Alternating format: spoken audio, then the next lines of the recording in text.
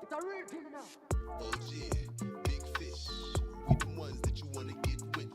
Took a couple L's, rung a couple bells. Real ones, too legit for Pointel. Straight shooters, all troopers. The guys ain't never been losers. See a nice little thing, we pursue her. See a nice little, yeah. I'm moving with a Grand Rising, good people. As you join, please make sure that you like and subscribe. Like and subscribe if you're not already subscribed. We got a packed show for y'all today. Put the work in, never mind all the stress. And you don't mind testing. Grand Rising. Let me know in the chat where you're tapping in from. Yeah, we some legends in the game. If you're scared to embrace it, then how you gonna change? Yeah, everyone wanna range, but the value that you bring, little boy, smug change. I'm just saying, that's life, man. You control your destiny simply with your mind frame. You go hard from the gate every day, clean slate, and patience is a privilege. I ain't got so Let me turn this down a little bit. Nothing wrong with a little background music. All right, so we got a packed show for y'all today. We're probably not going to go through everything. I think we even have an appearance from Unc. Unc's tapping in and going to help us get through this situation with Rodney Hinton Jr., his son. I'm not sure if you're familiar with the situation. Yeah, bad situation. Young man that was killed by a police officer, I believe, as he was allegedly, or I guess, I don't know if you have to say allegedly, but believed to be robbing a car or stealing a car, something like that. Something happened in Cincinnati. We're going to go through the entire video. I actually just saw the clip pop up. Oh, let me get rid of this. Hold on. We good with you, music. But I actually saw the situation a few days ago, but I just never, for some reason, I just never watched the video. So yeah, there go Unc right there. There go Unc right there. Sunshine, Florida, man. It's lovely down here. All right, so we're going to talk about that situation. We have an update on Letitia James. We have Mark Lamont Hill crashing out on Piers Morgan over this N-word debate. We have interesting clip from CNN on General Motors. We got this statue, this new statue that everybody's celebrating in Times Square of this overweight Black woman. We're going to touch on that, and a lot of people are saying that it's very powerful. A lot of people are embracing it. Let's have a convo about it. And then we have Joe Biden on The View. We're not going to watch the full interview with Joe Biden on The View. However, we will go through. So I got some different timestamps. Don't worry, I already got it time stamped up for y'all. So we're not going to have to go through everything, and we'll just go through as much as we can, depending on how much time we have. We're going to try to get y'all out of here by 10. We shall see. We shall see. Hopefully everybody's having a great week. By the way, Whole Foods got these new, we're sponsored by Waterloo now. Nah, just joking. But Whole Foods got this new cherry limeade. Y'all may want to tap in. Y'all may want to tap in. I'm a fiend for the cherry limeade. They got the juice with the cane sugar that I love, but this is the sparkling water. So without further ado, and once again, please make sure that you're liking, and subscribing. Oh, I want y'all to do me a favor. Y'all, I forgot to send it to my group chat. So y'all send it to y'all group chat as well. All right. Just to give them a nice little reminder. We'll see who taps in. We shall see who taps in. All right. Shall we get to this first video? All right, so we'll start off with what will we start off with? What did I just say we'll start off with? Let's start off with this Letitia James update. We're not going to spend too much time on it, but I think it's worth giving a little update. Letitia James is turning into one of our favorite people to talk about. Let me be clear, to talk about. All right, so let's get into that, and you guys give me your thoughts as we go.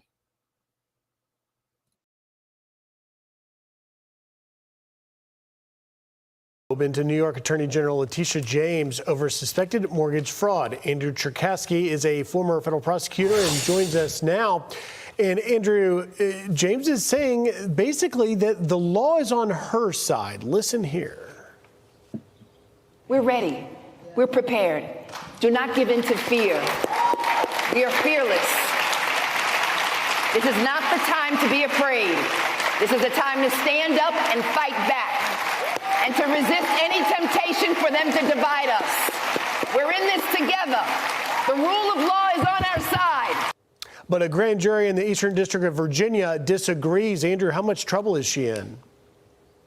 Well, I think she's taking a play out of Donald Trump's playbook. You just deny everything and claim that it's some sort of conspiracy. The problem for Letitia James is this is no conspiracy at all. The evidence is pointing straight at her for making false statements, for getting mortgages and engaging in home buying processes that seem to have been a clear violation of the law. Now, that has to be deeply investigated. Steps that are need to be taken to ensure that responsible law enforcement tactics are done here, and that it's not targeted at her because of her position, but rather because of the facts that support it. So I think she's in big trouble, and I think that the people of New York need to not be paying for that. Unpack if We're not going to spend too much more time on this, but it's just interesting how she's talking about we need to stick together. Ma'am, this has nothing to do with us sticking together. This is a personal situation regarding you and potential mortgage fraud. You need to just address it. Forget whether it's baseless or not. Tell us, are you innocent or are you guilty? Therefore, we could all move forward. But to each their own, to each their own. We'll maybe listen to another 30 seconds of this, but they are actually moving forward with an investigation. So that was the main takeaway. Things may get a little sticky for Letitia. if you will, so viewers understand exactly what it is that she did wrong with this property, it appears, in Virginia in order to obtain a more favorable loan. Well, there are two primary issues. One, that she listed this as intended to be a private personal residence as opposed to it being a rental property. There's different interest rates that come along with that type of election. And that's exactly what she went after Donald Trump for, that he was indicating false matters on his real estate documents. The other issue is that she had a building that had an occupancy for 5 units, but she claimed it had only 4 units, something that gave her beneficial treatment because of the smaller size of it, or the claimed smaller size. Both of those have serious financial benefits to the consumer who puts that on the forms. And ultimately, if that's not true, it amounts to fraud. And again, is very similar to the type of misrepresentations on mortgage or real estate documents to lead to a windfall for the owner that she complained against Donald Trump for. So this is, I think, karma coming back to bite her, and maybe is why she knew to look into Donald Trump in the first place. We're going to stop it there. Just an icebreaker. That's the update on Letitia Tish James. I'm going back and forth on the next video that I want to go through, but I think I'm going to.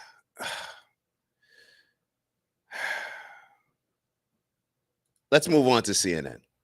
We'll move on to CNN. And I'll be totally honest, man.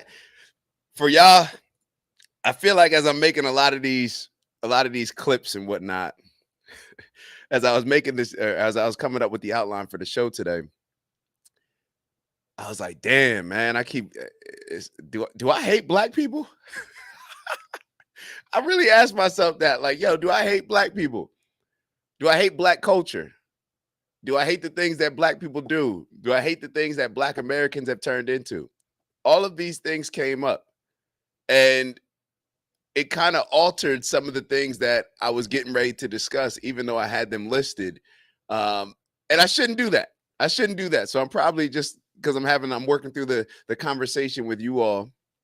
So I'm probably going to play everything that I was going to play. But let's start off we'll do this CNN clip that I thought was pretty interesting. And then we'll move on to a couple others and then get into the larger topics on the show. All right. So let me make sure that this screen is shared with you guys. Share this tab instead. Boom. This is a funny one. This is a funny one. So this is CNN. And just look at how they talk about the tariffs. It almost seems as if they're upset that the American people are not going to have to pay the extra cost that the tariffs would lead to for the companies. But just pay attention, and y'all tell me if y'all are getting the same thing from this. The S&P 500, the Dow Jones, all up today. They've recovered everything that they lost since Liberation Day. Things are actually going really, really well. This whole thing about GM, the CEO saying that they're going to be, there's going to be a $5 billion cost to the tariffs. But she also said something very important. She said this will not be passed on to the consumer.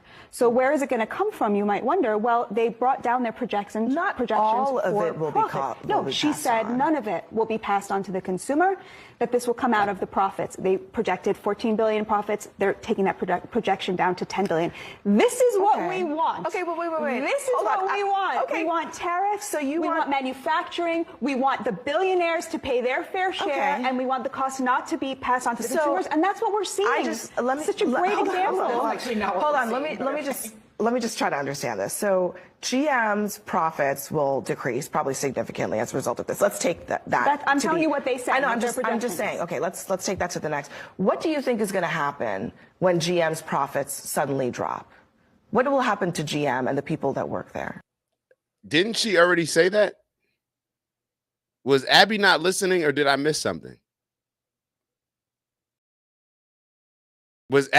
Didn't she already answer that? I'm sorry. I'm going to go back for a second. That this will come out of the profits. They projected 14 billion profits. They're taking that projection down to 10 billion.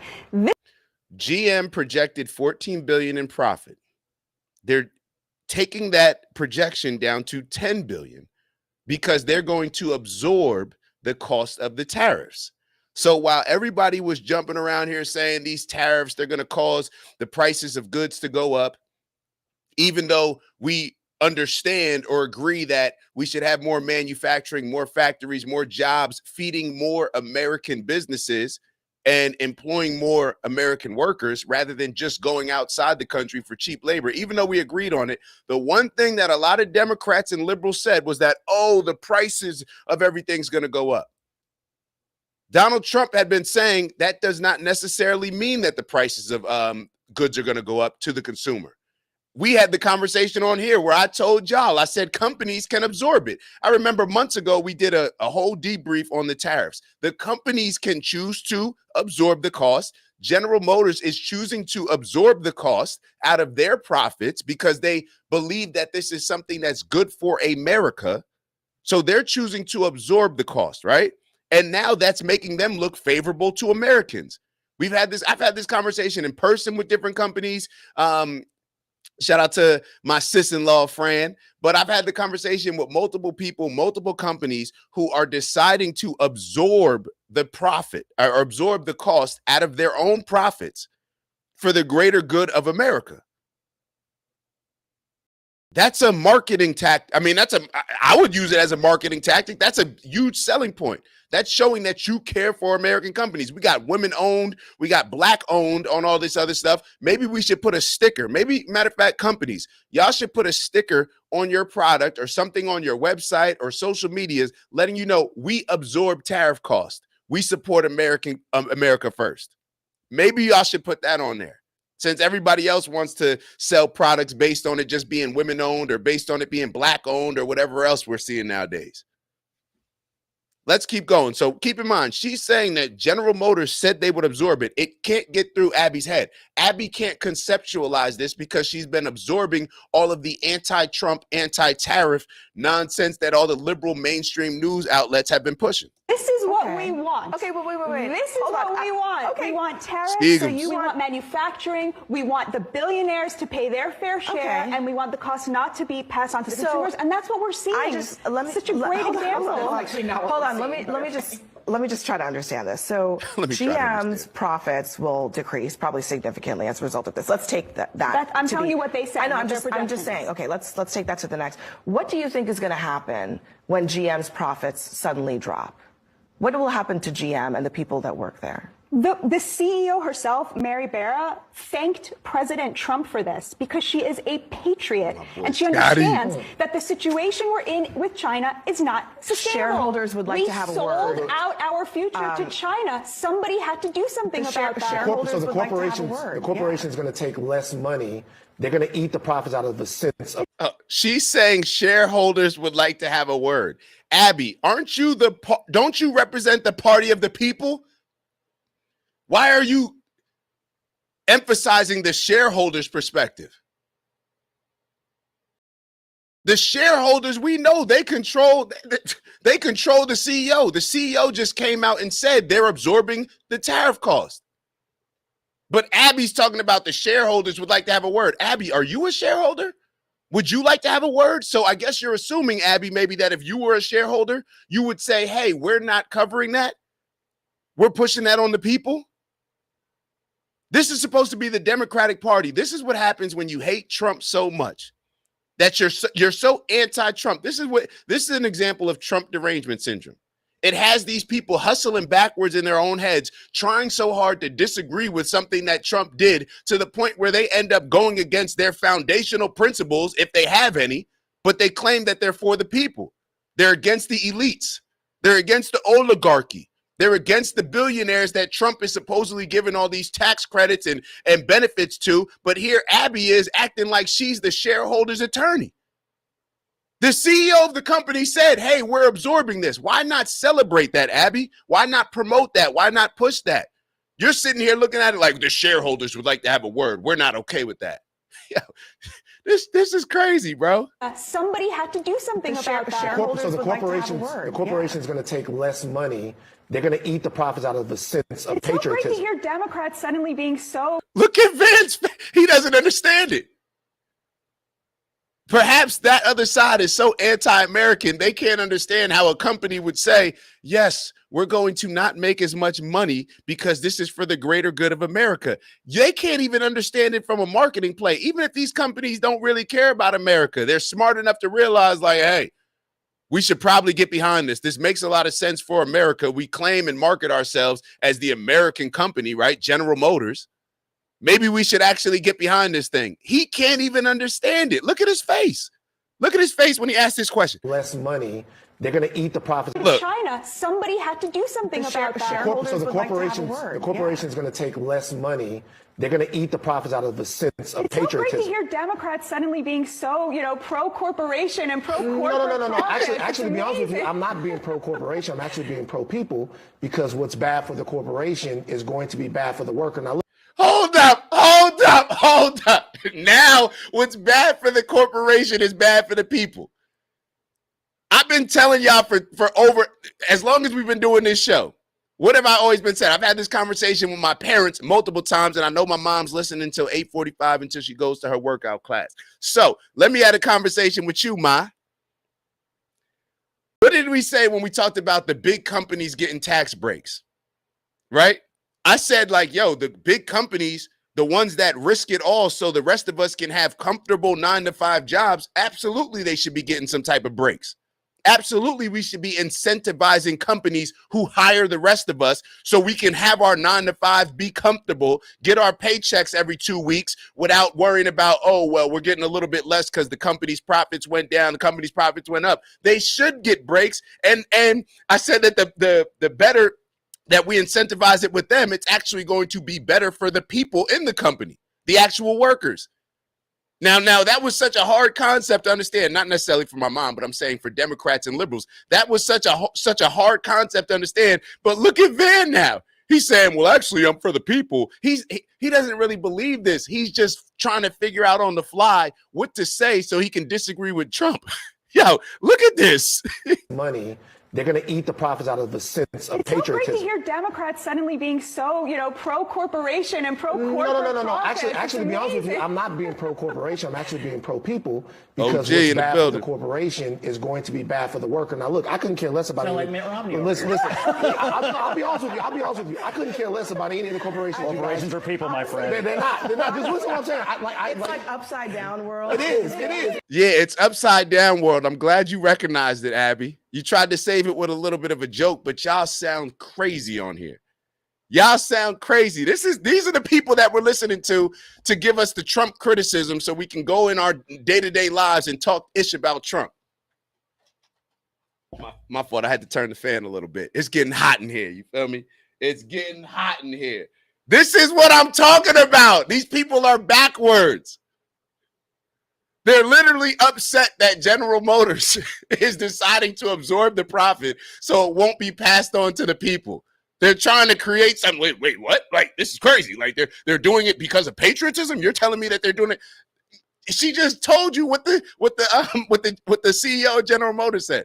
All right, man, y'all. I don't know, man. I don't know. There's a lot of hypocrisy going on, and we're going to continue it with this next video. So this is the Prime Minister, Mark Carney. This is a funny compilation that somebody put together. It's just funny when you could put these things now together with all the advanced technology that we did not have before. So you can see people contradicting themselves, talking real tough over here, but then they're a different person when they're in this situation. But let's just actually look at the video. Y'all tell me exactly what y'all thoughts are. I don't think we can change Donald Trump. I don't think so. Not at this stage. Get you to lift tariffs on Canada? No, Why not? just the way it is. And a person who draws his inspiration from President Trump, like Pierre Poilievre, will kneel down before him. You're a transformational president, focus on the economy with a relentless focus on the American worker, securing your borders, ending the scourge of fentanyl and other opioids, and securing the world. Before he stands up to him, he's in sync with President Trump. I thought you were excellent, and I think we have a lot of things in common. Pierre Poilievre is also choosing to be willfully blind to the many and growing threats that face our country. We don't really want cars from Canada. And Yo, are y'all tariffs on cars from Canada. Are y'all peeping what's going on in this video? I know it can be a little bit hard to follow. It was a little hard for me to follow at the beginning. I'm like, hold up, what? Like, he's saying one thing. And this is why people appreciate Donald Trump. He's got the same energy in front of the prime minister. The Prime Minister Carney, I don't know when these videos were taken, but the Prime Minister Carney, clearly he's got some animosity or disdain to Trump. But when he's in front of Trump, he's celebrating. You're a transitional president. Celebrating what he's done on the economy. This is Trump saying right in front of him, we don't want your cars. We want to make our own cars and sell them to America. The first question that they asked Trump was, are you going to keep the tariffs on to Canada? Yeah. Why? Because that's the way it is. Canada. To the many and growing threats that face our country. We don't really want cars from Canada. And we put tariffs on cars from Canada, and at a certain point, it won't make economic sense for Canada to build those cars. And we don't want steel from Canada because we're making our own steel, and we're having massive steel plants being built right now as we speak. We really don't want Canadian steel, and we don't want Canadian aluminum and various other things. What the big companies are producing, by and large, are not products that we are consuming. Vons, of course you disagree, bro. We expect you to disagree. Is anybody in the chat surprised that Vons disagrees? Tell me what you disagree with, though, Vons. We go over this every single time you comment. Just tell me what you disagree with. You said you watched the whole interview. What is wrong? Tell me the substance of what you disagree with, and we'll talk about it. But just saying I disagree, we know that, Vons. I'm pretty sure that you disagree. Do you also disagree with the previous video, Vons, of General Motors? Let me ask you this. For everybody that can't stand Trump, for everybody that's on the other side, whatever that side is, basically just all sides against Trump, tell me what you think about General Motors, Vons. General Motors has said that they, as an American company, would like to put Americans first, and that is why they are absorbing the tariff expense, because they know that that will encourage more American business. It will feed more American factories. It will build more American factories. It will allow more American workers to have jobs, right? It'll create more jobs, all these different things. And it's not going to come at an added cost to Americans. Do you have an issue with that? Like you said last week and the week before that the tariffs are going to cause everything to go up in prices, just like a lot of other people on your side have said. Now you have General Motors, right? They're saying that they're not going to do that because they are being patriots and putting American first. And the tariffs, what's going on between China and other countries, is designed to benefit America. The only thing that y'all had to say against it, was the fact that it would increase the cost to Americans. Now look what Vons writes. GM got a tax break. All right. Like, okay. Oh my God. Oh my God. My God. So listen to Unc, but we're not going to build factories like you think the factories. Unc, how are you going to tell me what I think the factories are going to be? You in my head, Unc? We're not going to build factories like you think the factories that we have to build today. They have to be modernized. Can't have 1,000 employees running around on 30,000 square feet. Okay. So, do you want American factories or do you not? This is what happens when you continue to move the goalpost. We continue to move the goalpost when it comes to anything that Donald Trump does that's successful. We continue to move the goalpost. Now, oh, well, there's factories coming back, but it's still not the same factories. Well, Unc, I tell you what, maybe we need to look at the factories that China is installing, because China is well ahead of us when it comes to technology, I believe, way far more advanced, and they're making a whole lot of money off producing our products. So maybe we'll just, maybe the factories won't look like they looked when General Motors started. Okay, cool. There's advancements. But it's still feeding American companies and feeding American workers, people that are going to market, people that are going to sell, people that are going to build, all different things in those industries. Come on now. Come on now. Hold up. Look at what Vons wrote. Young folks ain't working in farms and factories. Vons, do you really want to have this conversation? Do you think, hold on.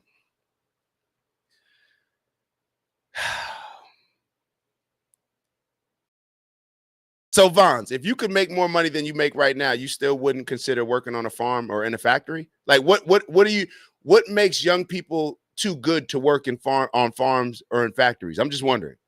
Maybe you're just making so much money that you're just too good for working on a farm or a factory. But the last time I checked, you as a black man, you're a part of the demographic of African Americans in this country, and our household income is at the bottom, the average black household income. So I'm just wondering if the people at the bottom with the lowest income are too good to work in farms and factories, why should the other people work in farms and factories? Or maybe they're just, maybe that is what black people, maybe that's the problem with black entitlement. They've convinced us that we're too entitled for certain jobs. Meanwhile, other cultures are taking those jobs and they're doing better in this country than us. And Vons is saying that it's reality. That is reality. Black people have been convinced by the Democratic Party that we're victims and too entitled and we're too good for certain jobs. Meanwhile, other people are taking those jobs because we've been convinced to go to corporate, go this, right? That's why the problem with trades not being in schools anymore, because we value the corporate jobs more than the trades.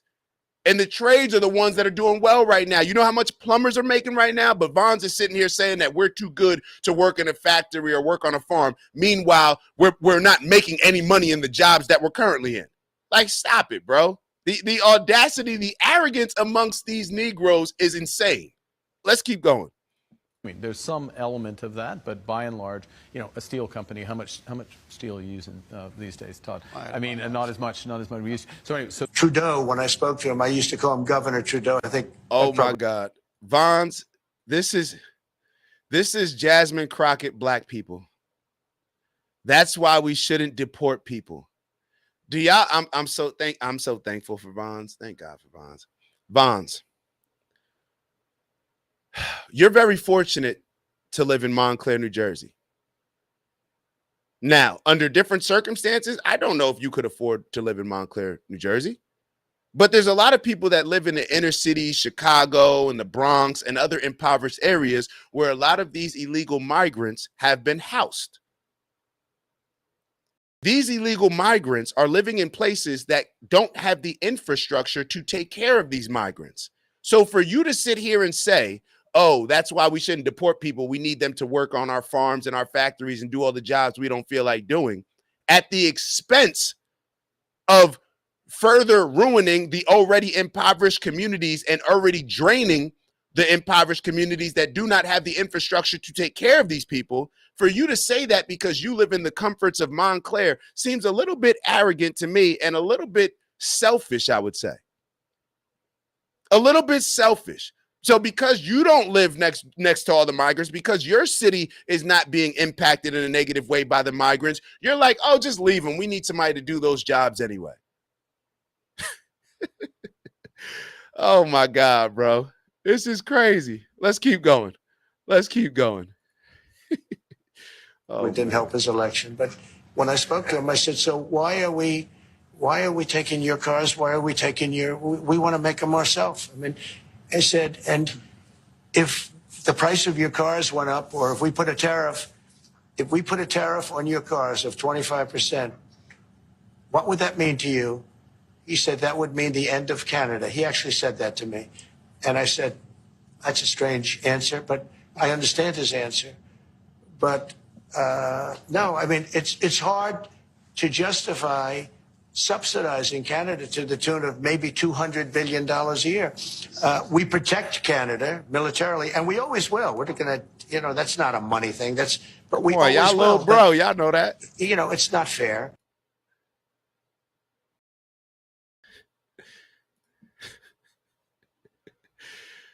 Oh man. Oh man. Oh man.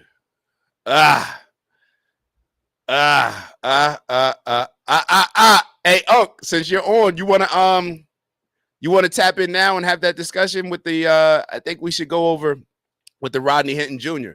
You got the link. You want to when you came up, I'll see you in the back room. Then we can start talking about that. This is it's oh man, God bless America, baby. God bless America, right? Oh man, now y'all not feeling that. All right, we'll watch this Mark Lamont Hill. All right, so on this was an interesting conversation, interesting to say the least. So there's been this debate over that lady that raised all that money with the N-word. They were discussing on Piers Morgan with the other. I believe this lady is Lily Gaddis. If you remember, hold on, let me pull her up on the screen so you can see her. So I'm not sure if y'all remember. I think she was the one that put out the video a while ago, just saying the N-word, like, yo, I can't stand no broke. You know what I mean? So of course, Piers, and this is what he makes a living off of, bringing people together on his show to, in his mind, hopefully make a fool of themselves to increase his ratings. That's what he does. And he brought her on the show with Mark Lamont Hill, with Myron, and I forget the other lady's name. And they were having a conversation over this Shiloh Hendricks situation, as well as with Carmelo Anthony. Is it right to raise money for certain people? Is it wrong to raise money for certain people, depending on the situation that they're in? So I'm going to just share with y'all a little bit of the conversation. You guys give me your thoughts. Oh my God. If I hear another black man saying Trump is a bully, stop it, bro. Like, come on, man. Stop. Trump is a bully. Oh my God, man. Things start to make sense. When you pay attention, things make sense. All right, let's take a look at this video. You guys give me your thoughts. Let me ask y'all this. Do y'all have an issue? I'll start off with maybe an easier question. The easiest question first. Do you think that white people should be allowed to say the N-word? Do you think that white people should be allowed to say the N-word? Maybe that's not an easy one. I don't know. Do you think that black people should be allowed to say the N-word? Do you think that it should be? What are your thoughts on it? You don't even have to write it in the chat. Don't even worry about it. But I just want you to is the word pontificate? I don't know. I just want you to think about it a little bit while we're going through it. All right, so let me make sure that it's pulled up on the screen, and we'll keep it going. Vons. Here's the thing. White people have been under attack for years. It's been systematic racism. As much as black people and people of color want to talk about systematic racism in the United States, it's quite the opposite. They get preferential treatment when it comes to getting a job, when it comes to getting into colleges. White people, on the other hand, have been getting attacked relentlessly. Look at 2016 and BLM and all the riots. We just had to sit back and watch people burn down our cities and do nothing about it. So the way to fight back against essentially this anti-white hatred that's been systemically, ingrained in U.S. society is with white unity. We don't. My bad. I'm not laughing at what she's saying. I'm laughing at my group chat. My bad. I don't see white unity on Hang our on, side. hang on. Okay, but hang on. Sorry, just to be clear, this has got nothing to do with anything you've just said. This is a... It does have to do with something that she just said. And my apologies if I'm skipping ahead. I heard what she already said this part. But I've been telling y'all with the Carmelo Anthony situation, with a bunch of these other situations where they try to make it about race. White people are tired of black people, bro. White people are tired of black people blaming them for everything that other white people have done wrong in this world, in this country. They're tired of being blamed for Christopher Columbus. They're tired of being blamed for slavery, even though their family may not have even been in this country at that time, but they get blamed for it because they still benefit from white supremacy. White people are sick and tired of being blamed for everything. It started with white men, maybe about 5 to 10 years ago. Started maybe with that Me Too movement where there was an attack on white men, and it's continued, and now white women are getting pissed off. White people are pissed off, bro. Y'all keep black people and the Democrats, I'm saying the Democrats and the liberals, y'all keep making everything about race. Eventually, it's going to boil over, and people are going to respond with that same energy. Just like, what do we do, right? What do we do? What is DEI? What was affirmative action? It was a response to something racist, right? Things are racist. This company won't hire us. So now, or this school won't accept us. So what is the response? Now we're going to just look at something race related and say, we're going to give black kids a particular benefit. I just heard a stat where it says something like 56% of black kids that apply to Harvard get in compared to like 12% of Asians that get in. We'll talk about that later. Y'all can kind of see where I'm going with that. But pretty much the policies to answer the racist policies are still racist. When you say that, hey, we're going to, we're accepting black kids. We're only looking for black kids, whether to get into a school or to hire on the job. We have a quota system. So if two people are going for a job and they haven't filled that black quota, or they haven't filled that woman quota, or they haven't filled that black woman quota, now we got a double one, then that person's going to get preferential treatment if the two are equal. So we're using we're complaining about one thing, and then to offset it or balance it out, we're saying that we're going to use the exact opposite of it. Well, when it comes to white people, the Democrats keep pushing this stuff, saying white people are the most evil people, they're devils, all this other stuff. Eventually, they're going to respond accordingly. So perhaps that's what we're seeing right here. Let's keep going. Disgusting racist woman who repeatedly spews the M-word, first at a young child and then at the person taking the video of her, does it with complete impunity, does it numerous times. We are talking about a bona fide, unquestionable racist. And so I don't understand why what you've just said to me bears any relation to white unity or anything that you've just said. She's just a racist. End, isn't she? You wouldn't dispute that. It's not. Are you a racist if you call somebody the M-word?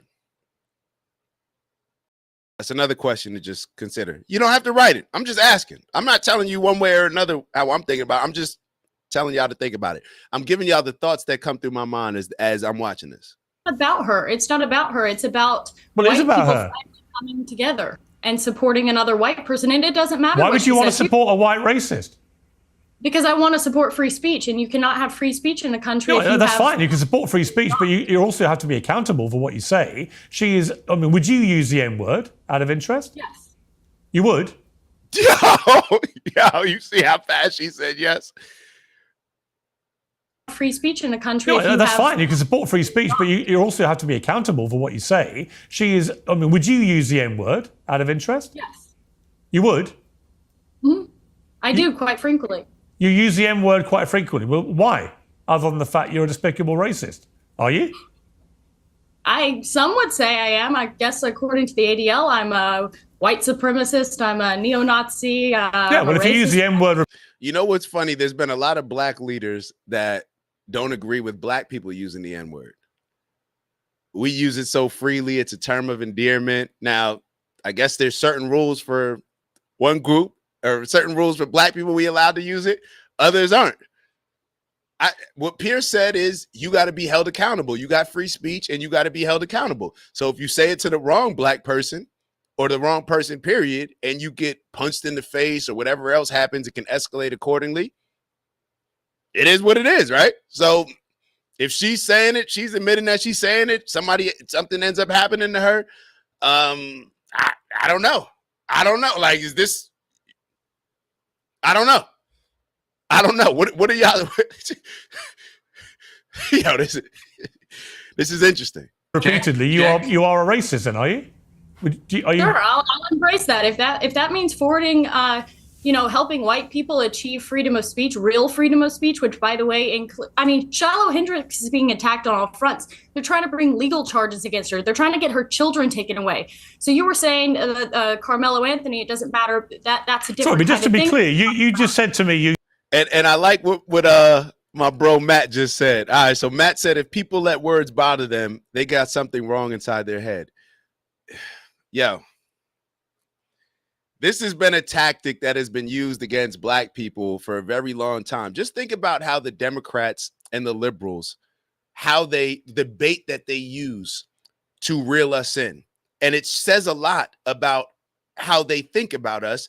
And perhaps that also shows who we are, because that bait does work. Because think about how black people have voted for Democrats. Black people vote Democrat more than any other group. Over and over and over. We're the most loyal group to the Democratic Party. So think about the bait that the Democrats use to attract us. Everything is around emotions. Everything is around trying to trigger your emotions to that person's mean, that person's a racist, that person's a bigot, this person's a dictator. They're trying to destroy you. They're the reason why you're not doing well in this country. Everything is emotionally based. They'll try to bring it back to slavery. They weren't talking about reparations when Joe Biden, their president, was in office, but then you got Ayanna Pressley running around here. Now that Trump's backing up, now we're pushing reparations again. Well, why didn't you push it while you had your guy in office?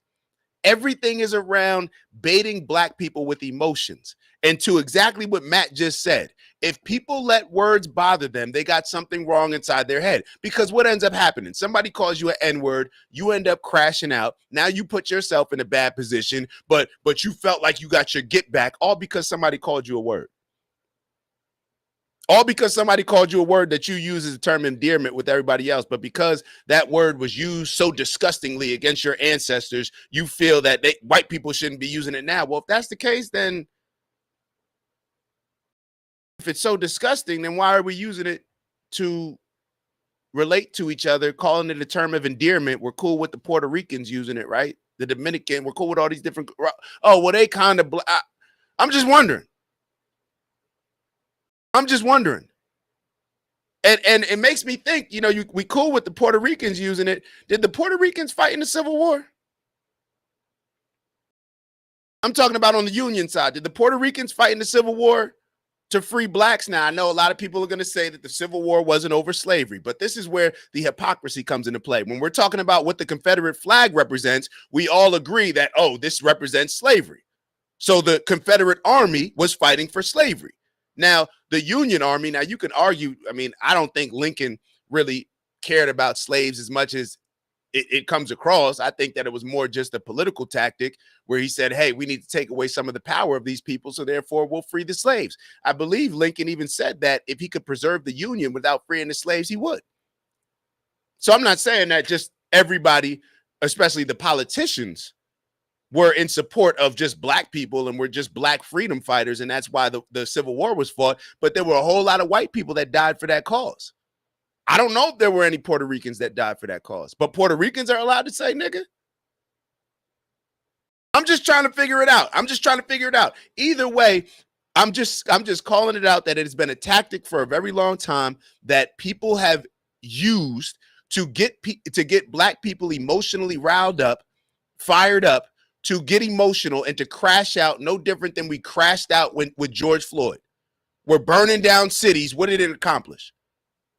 All we had was Democratic politicians screaming out, defund the police. And then black people in these communities where they actually need the police started complaining like, yo, what y'all talking about? Defund the police. We need the police. Oh, you thought every black person in the hood was just a 15 to 25-year-old gangbanger, and that's why you thought that we would the whole defund the police would appeal to people, so therefore we could sell our drugs and do crime freely. Meanwhile, other people in the black communities are saying, what are y'all talking about, defund the police? You're taking the police presence away from the communities, our communities that need them the most, because you don't have to live in those crime-ridden areas. The same crime-ridden areas where they're bringing all these illegal migrants that Vons is okay with bringing them in because they're going to work on the farm and do jobs that black people are too good for. Come on, bro. Stop playing, bro. Stop playing. Let's keep going. You use the N-word regularly. In what context? Do you use it with black people? Yes, if it's appropriate. When would it be appropriate to use the N-word? Black people. When would it be appropriate? Anytime I feel like it. So you're an unashamed racist. Correct.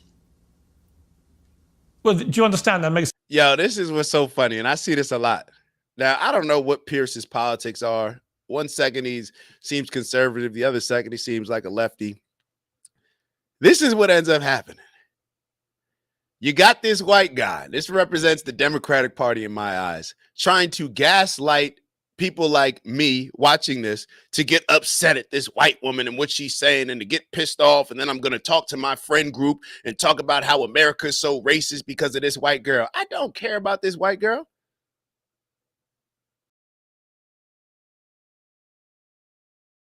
I don't care if she's saying that. Yeah, whatever.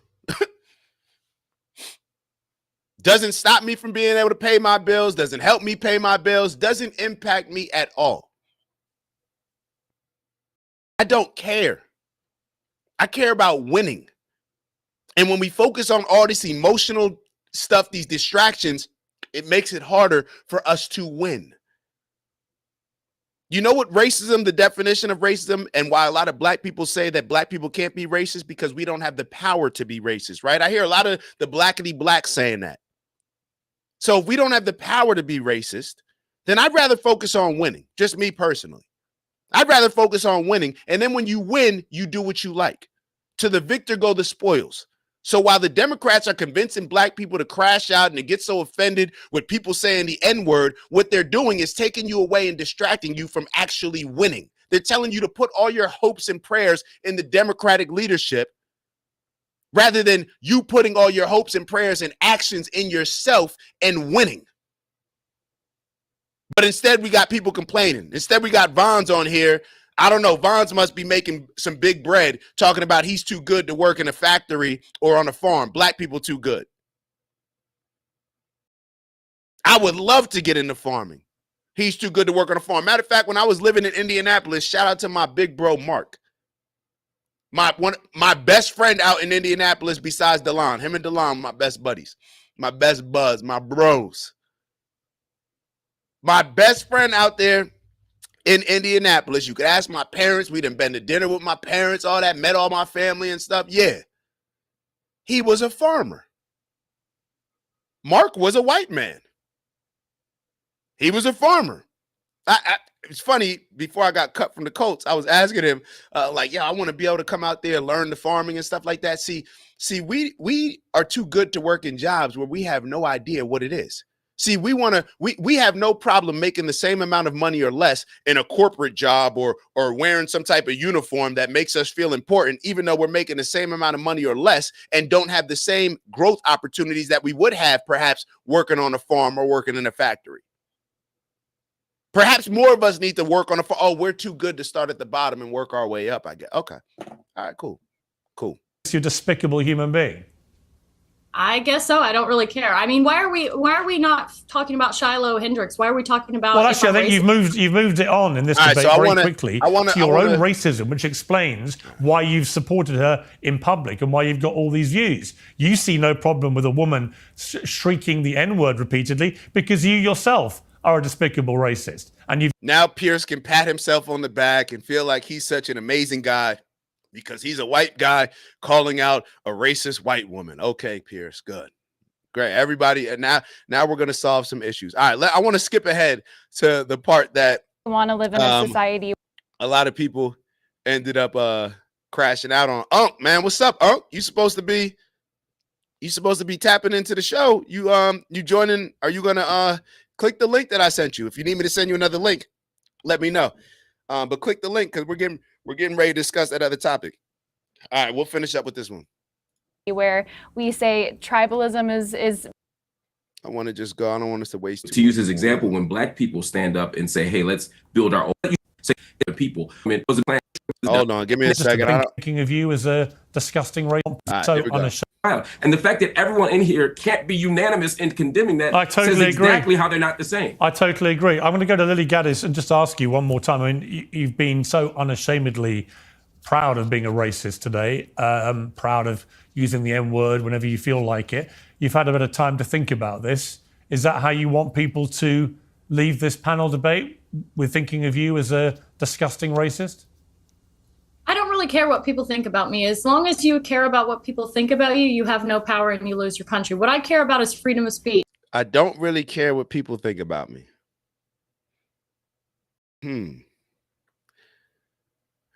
I was reading that 48 Laws of Power that Ski got me a while ago. I think you got me that one. It was either that one or The Art of War. Or maybe both you got me. And it was talking about how, or was this Patrick Bet-David's book? I don't know, whatever. And they were talking about how you learn a lot from your enemies.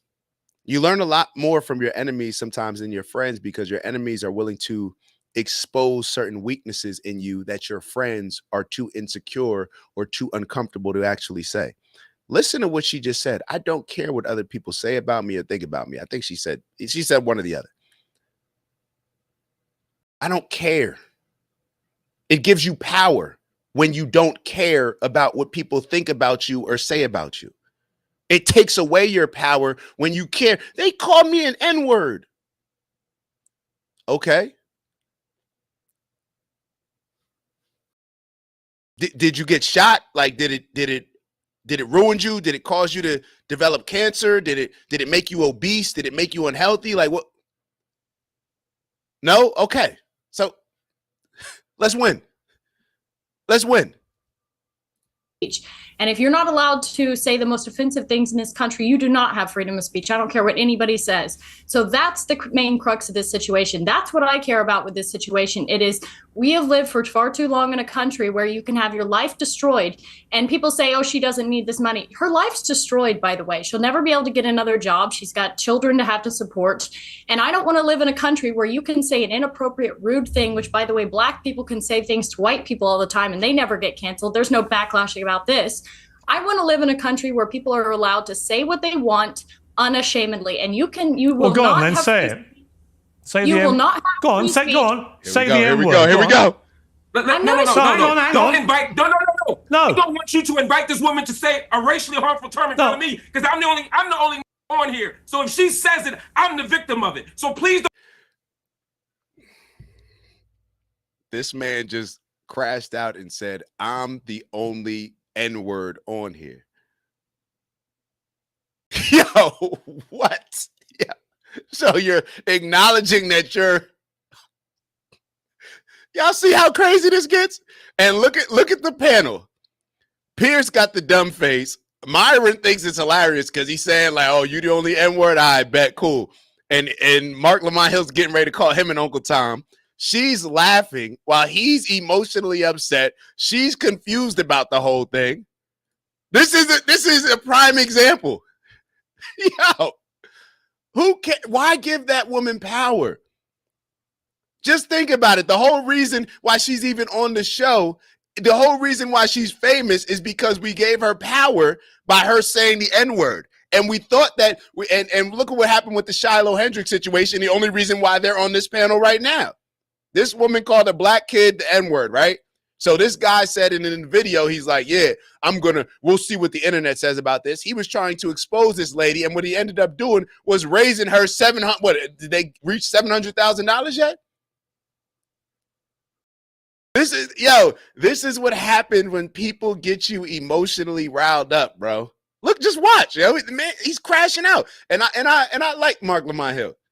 I think he's super intelligent. I'm being honest. I think he's super intelligent. He's a little bit, he comes across a little bit different, a little kind of corny at times, but I think he's pretty intelligent. Say You the will M- not have Go on, free say speech. go on. Say the M word. Go on. No. Hang on. Don't invite. No. No. I don't want you to invite this woman to say a racially harmful term in front of me because I'm the only on here. So if she says it, I'm the victim of it. I'm the victim of it. You're a victim of this white woman. This white woman can use her voice to say the N-word, and this black man is now a victim. You see how easily somebody can become a victim? When you say that I'm a victim, you give somebody else your power.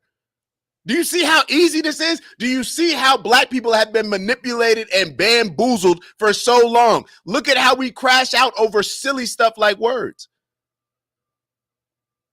Look at it. Yo, he could not like her saying it. I don't like her saying it. Cool. I don't have to be friends with her. I don't got to be friends with people that use the N-word. I don't got to be friends. I don't have to do business with her. I don't have to support her. I don't have to pay her. I don't got to babysit her kids. I don't have to do nothing. And what I also don't have to do is give her time and attention like I'm giving right now because I'm highlighting the crash out of Marc Lamont Hill. So please don't invite her for ratings to call me the N-word, because that's basically what it's going to be. There's a bunch of white people up here, one Uncle Tom on the left here, and to ask her to say the N-word while I'm here is ridiculous. You would not sit here with a Jewish person and say, please use a Jewish slur in front of this Jewish. It's ridiculous. I understand you don't have any bad intent, Pierce. Woo! But hold up. I told you the brother's intelligent, though. This is why I said what I said before. Hold on. This may be the most important part of this. This may be the most important part of this. Y'all heard what Marc Lamont Hill just said. Let me play it again. Hold on. Let me play this part again. This may be one of the most important parts. Here. And to ask her to say the N-word while I'm here is ridiculous. You would not sit here with a Jewish person and say, please use a Jewish slur in front of this Jewish. It's ridiculous. You would not sit here with a Jewish person and tell somebody to use a Jewish slur. See, we think people like Piers Morgan respect black people. He's calling out her being racist. He's calling her a racist. He's using strong language. He's calling her out. Piers is on our side. But what did Marc Lamont Hill just expose? The lack of respect that Piers actually does have for black people, because Piers would never dare have a Palestinian on and somebody, a Zionist in Israel, and tell that Palestinian to say, yo, call this Jewish person a Jewish slur.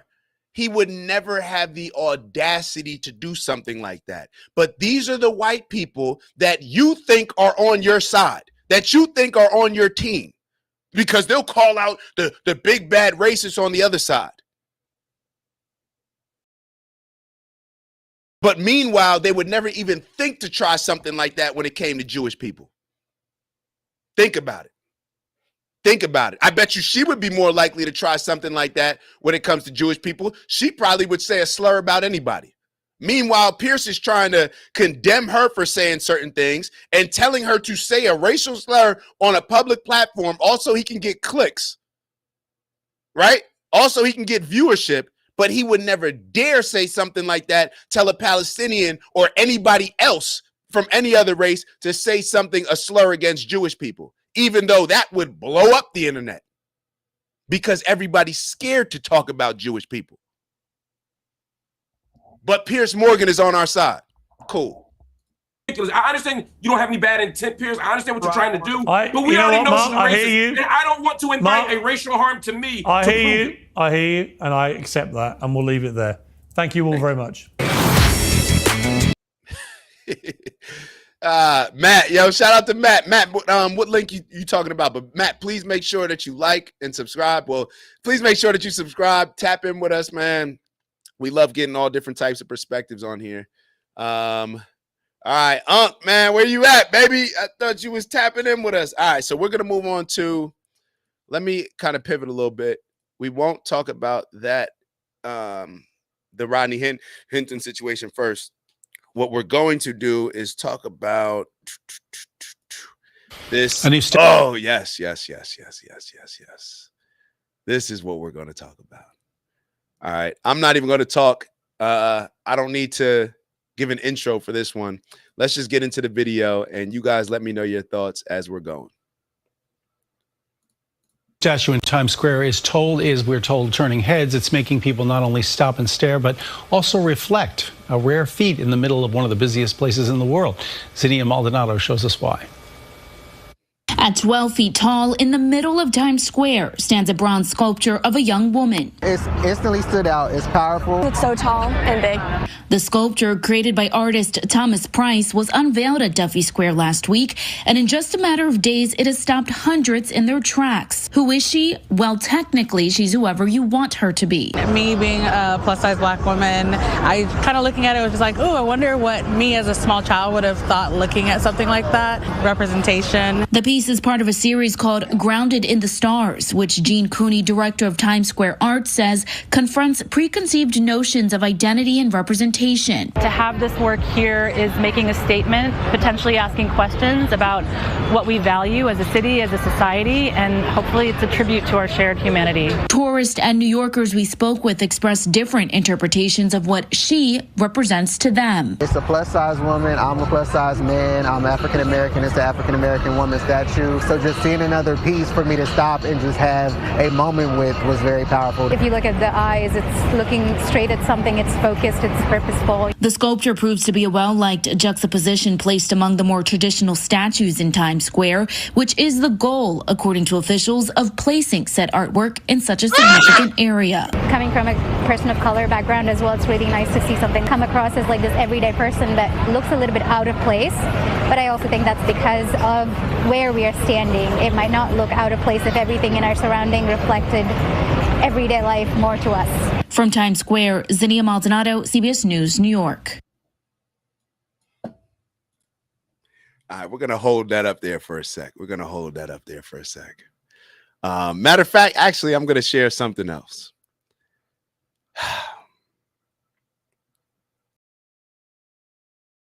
Why are we celebrating obesity? Why are we celebrating a woman being unhealthy?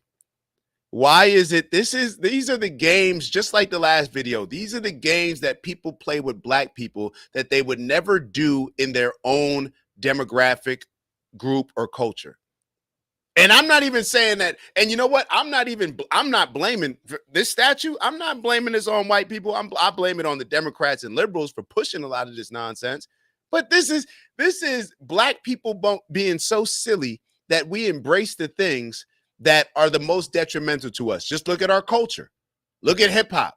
All the things that we celebrate, all the things that you can't even say tolerate, the things that we celebrate. You got an obese black woman as a statue in New York City. Just an obese black woman, just a regular obese black woman. And then you got this other lady that came on, the lady that was saying, oh, well, I just think about what I would have thought about as a young woman. You know, there's what did she say? Representation. That is the problem with it. If you're seeing that statue as a young woman, just like that older guy is a plus size guy, he said, is looking at it, it accepts your current position of being unhealthy. It teaches younger people, oh, that's okay to be big. That's okay to be obese.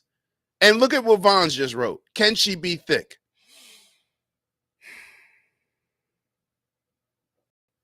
I want y'all to pay attention to something, or we may play that video again, but I'm going to leave Von's comment here.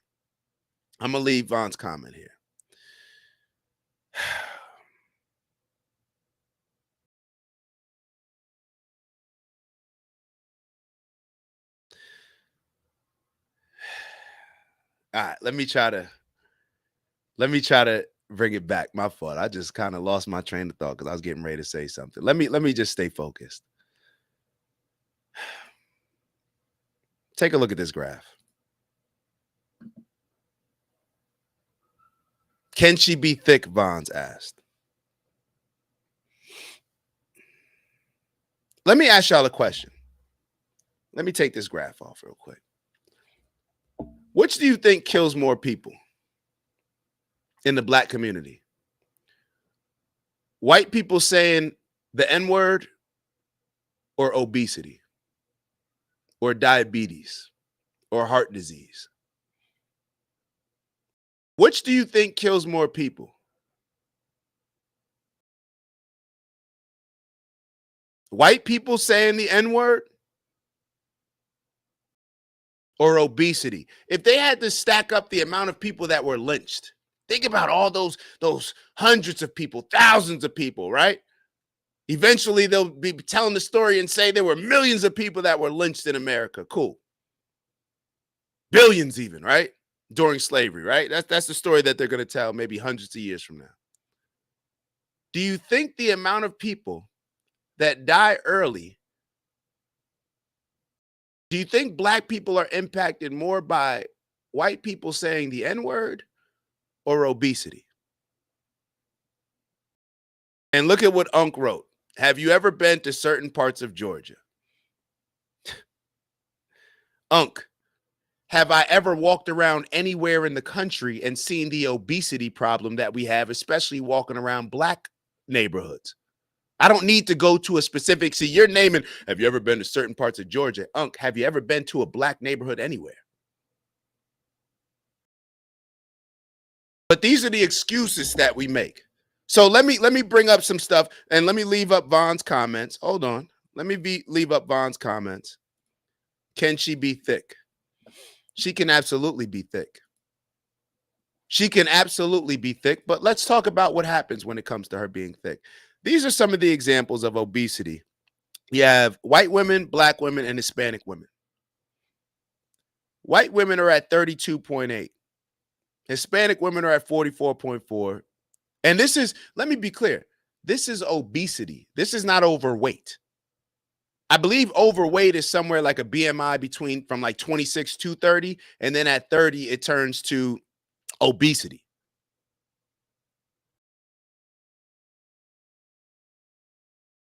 .8 of white women, 44.4% of Hispanic women, and 56% of black women. And this ain't thick, Vons.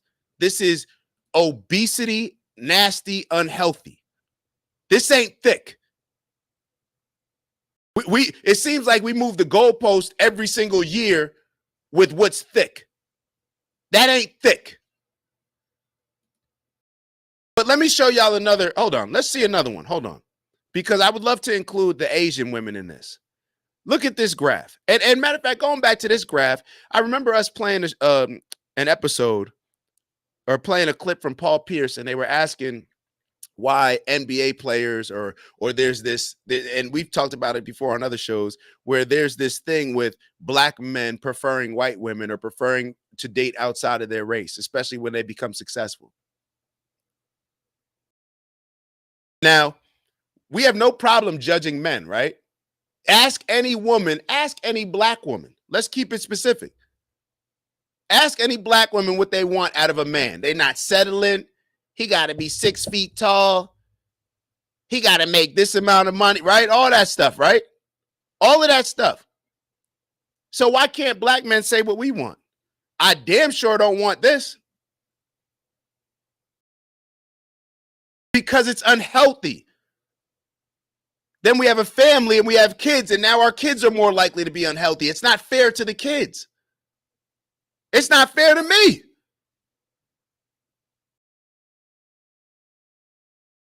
It's not fair to the people that get up every day and work out every day. Hey, just like those women can determine what they want out of a man, then we can determine as well. So maybe when we're asking these questions, maybe we should think about some of this stuff as well. Well, I just don't understand why a black guy would prefer a white woman. I just don't understand why a black guy, why Young Jeezy or all these other black guys. I hear a lot of, I think it was Rampage Jackson. He was saying he only dates Asian women. Look at this chart. Asian men and Asian women, only 17% of them are obese. Obesity directly leads to the things that cause us the most deaths in black populations. Heart disease and diabetes. These are bad eating habits. Not working out. Look at the numbers. 17 and 17 when it comes to Asian, that's the dark green, Asian men and Asian women. Now let's look at Hispanic women and Hispanic men. The Hispanic men are 45.7. The Hispanic women are 43.7. Two percentages away from each other. Still pretty similar. Let's look at white men and white women. 44.7% of white men are obese. 39.8% of white women are obese. Significant, right? 5 percentage points, about 5 percentage points. Now let's look at black men and black women. 41.1% of black men are obese compared to 56.9% of women. Almost 16% difference, right? If my math's correct, about 16%. That's a problem. That's a problem because everybody doesn't feel the same way that Vons feels. Everybody doesn't want to celebrate something that is unhealthy. We want to post these videos and stuff about the swim thicks and celebrate all these big women wearing little clothes and stuff like that. What you're celebrating is death. That's what we're celebrating. We're celebrating death.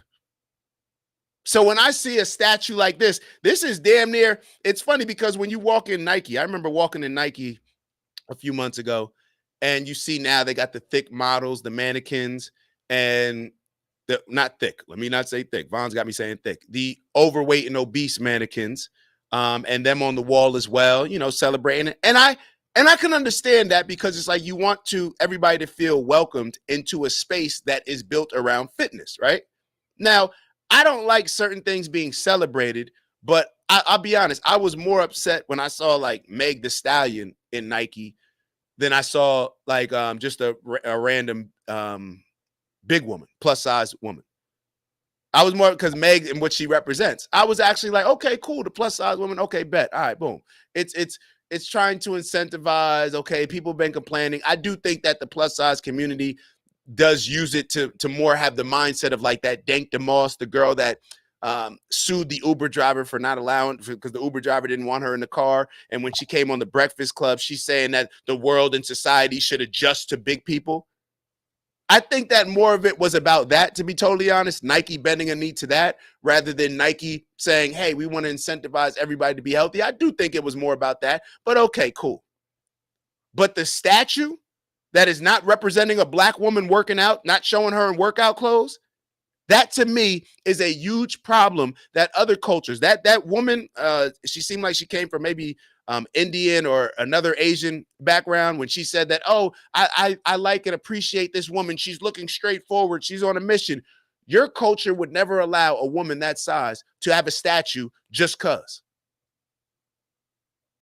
I doubt your culture would ever allow a woman to have a statue like that size just because. This is leading to death, and we are celebrating it.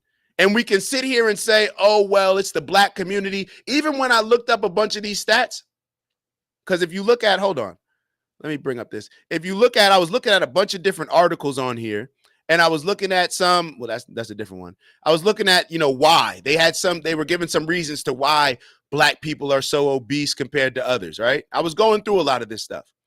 And they're making not as much access to good food or not a whole bunch of stuff. If that's the case, don't the black men have the same limited access to these things? And then they were talking about, oh, well, it's because the women have pregnancy, so that can impact it as well. Well, when I think back 80 years ago, and I look at the pictures of black people and just people in general, when people were a lot thinner, and then I think back and I'm like, hold up, they were having more kids then. They were having more babies then. So what's the excuse now when it comes to this?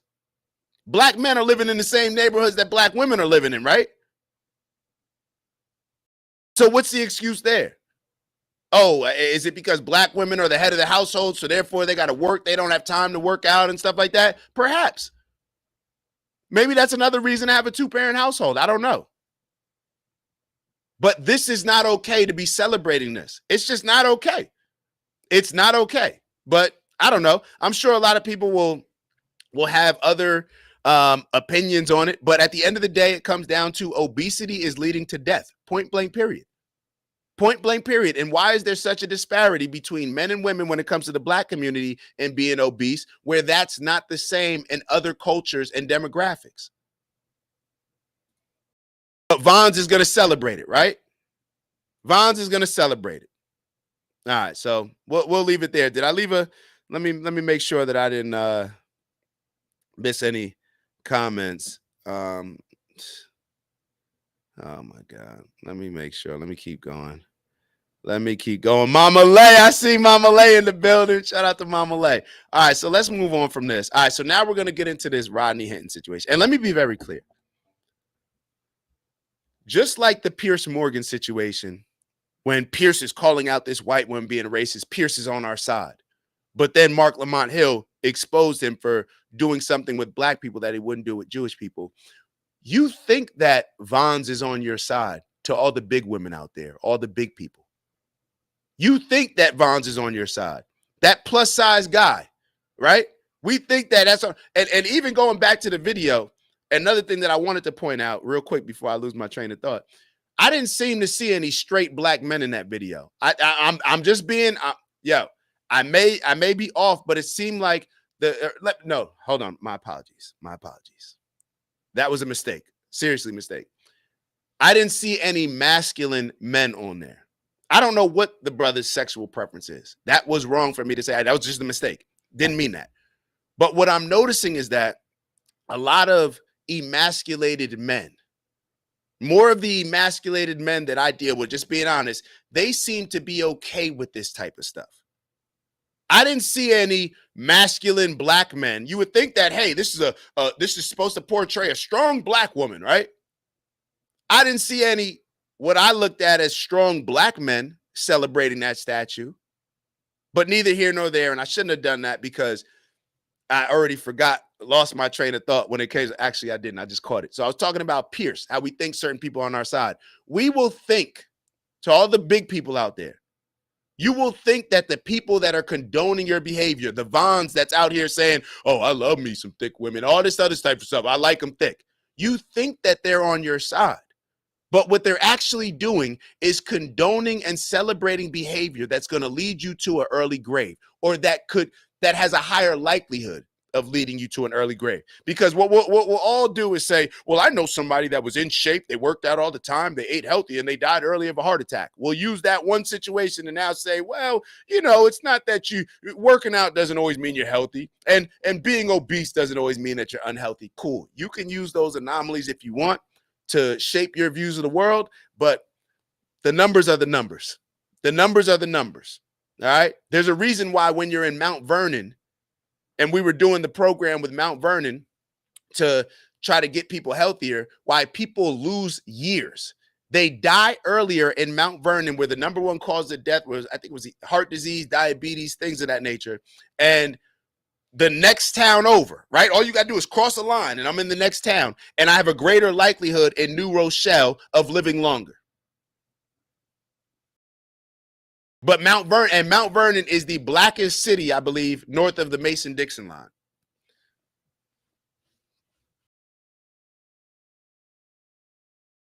I'm just saying.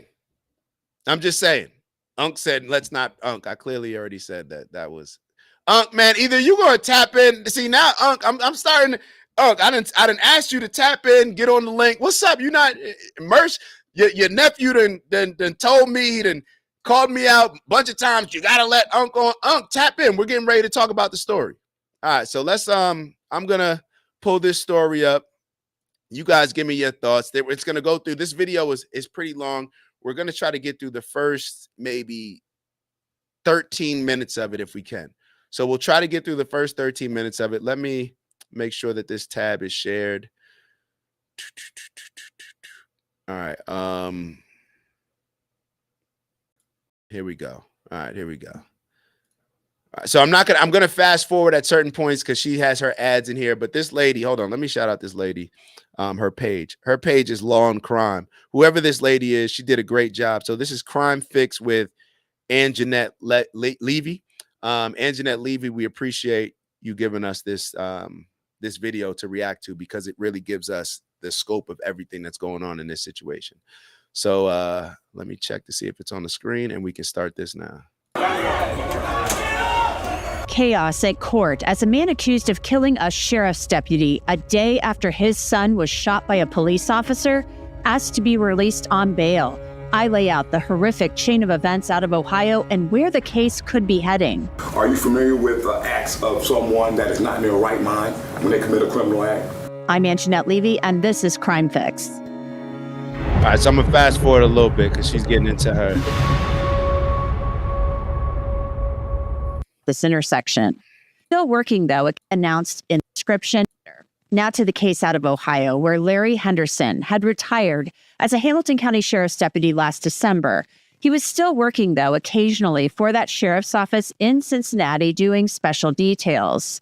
Last Friday, he was doing that, directing traffic for graduation at the University of Cincinnati when police say a man named Rodney Hinton Jr. deliberately drove his vehicle into Henderson at this intersection. Deputy Henderson was rushed to the local trauma center, but there was nothing that could be done to save him. Within hours, he passed away from these devastating injuries. You're probably asking yourself, why would anybody deliberately drive a vehicle into somebody, much less a sheriff's deputy who was directing traffic at a college graduation? Well, police say Rodney Hinton Jr. did this on purpose, possibly to avenge the death of his son, Ryan Hinton. Ryan Hinton was 18 years old, and a day earlier, a Cincinnati police officer shot and killed him after encountering him and some others in a car that had been reported stolen out of Kentucky. Here's the police chief. Officers across the country confront dangerous situations every day, sometimes more than once a day. They are often compelled to make split-second decisions to protect others and themselves when faced with immediate threats. Yesterday was one of those occurrences. Let me be very direct. We cannot allow individuals to flee from officers with a loaded firearm aimed at them. When this happens, the outcome is almost always tragic. No one wins, and everyone involved is affected. Police Chief Teresa Thigi outlined what occurred. It's something the Cincinnati Police Department does within 24 hours of an officer-involved shooting taking place. Where the incident occurred is at the dead end of the parking lot back here. You'll see vehicles there now. You'll see a photo. The stolen car that we're going to talk about was backed into a parking spot back there.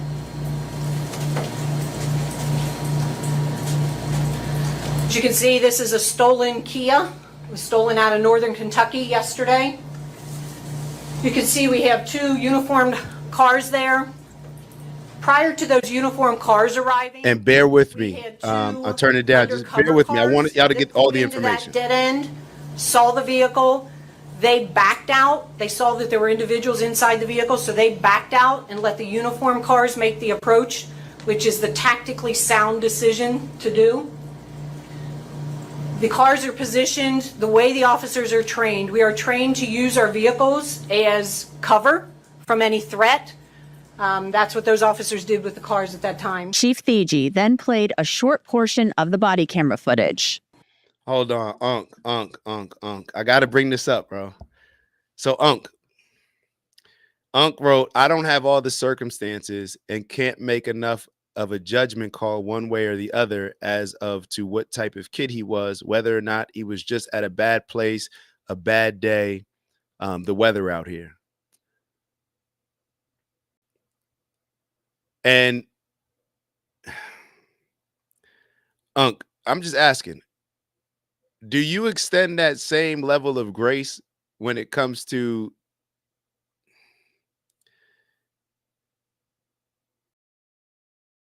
Derek Chauvin or something like that? Now you're saying that you did. Well, I guess that's a little bit different because you can't see the actual footage. But in my opinion, and I just think that we tend to give a whole lot of grace when it comes to a lot of the young men that commit crimes in impoverished communities.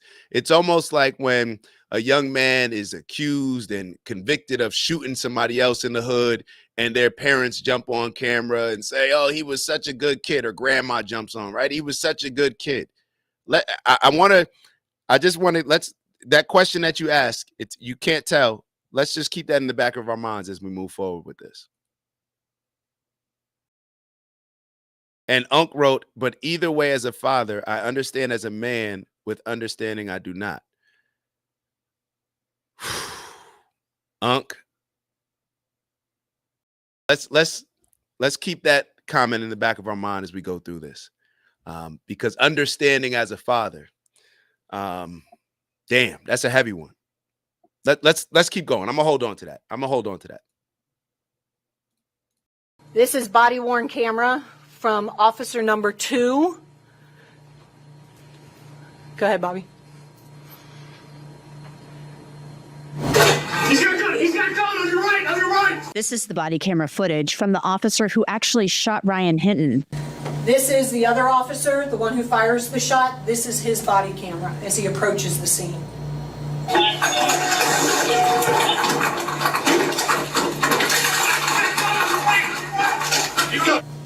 This is the firearm that was recovered at the scene after the individual was shot. This is what he had in his hand while the officers were chasing him.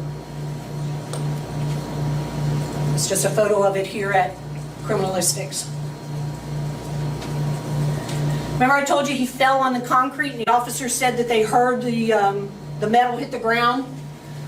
There are 3 spots on here where this gun has scratches on it. We believe those occurred when he hit the ground with the firearm. This is a second, sorry, Bobby, can you go back 1 frame, please? This magazine was in the firearm. That's an extended magazine, so it holds more rounds. Go ahead. This is a second magazine that was located in his sweatshirt pocket. Damn. His jacket pocket. And that is the magazine from that second magazine. This is another firearm that was located inside the stolen vehicle. This is a firearm that was also stolen out of northern Kentucky sometime early yesterday morning. Approximately, we believe, based on timelines, this was stolen from a vehicle in northern Kentucky, and then they went. All right, so Unc wrote, now I'm from New York, so I know cops carry throwaways. So to me, that evidence is nothing.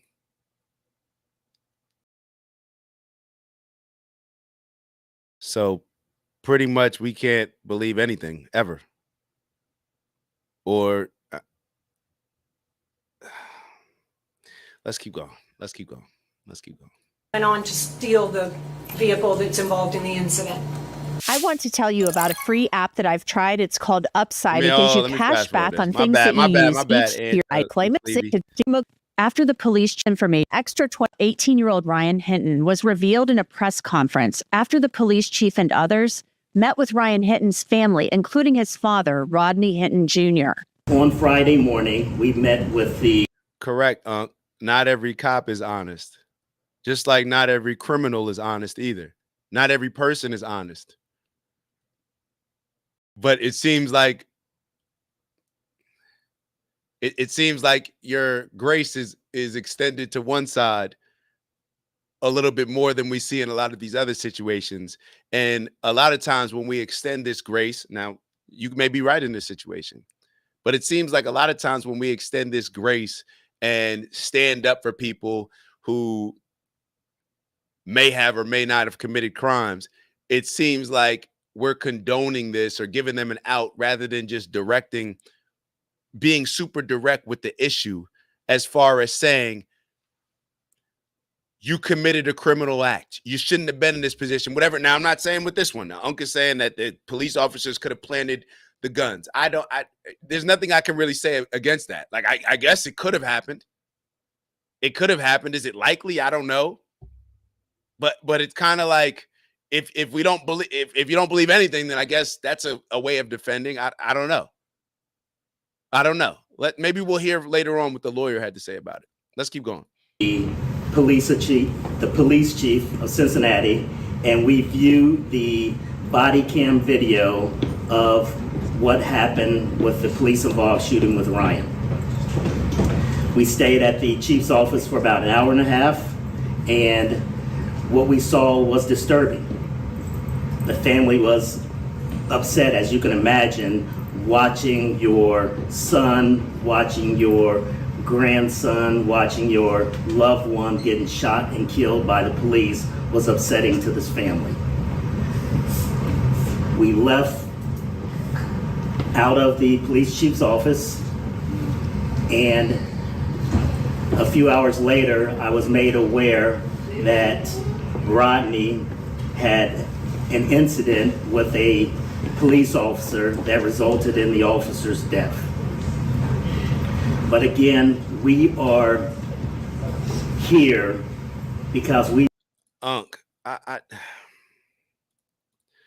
Crime Gang Task Force does things in every neighborhood differently than most other neighborhoods. Trust me, most poor people know. So let me ask you this. Let's say that this is true what you're saying, Unc. Are you saying that the majority of crime that is committed in poor neighborhoods, that it's the task force planting evidence or something like that? Are we talking about that, or are we talking about like a small percentage? I'm just wondering from your standpoint.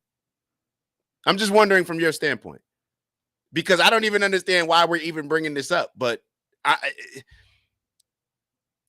don't understand. You may not be intending it to do so, but it seems like it's just excusing bad behavior.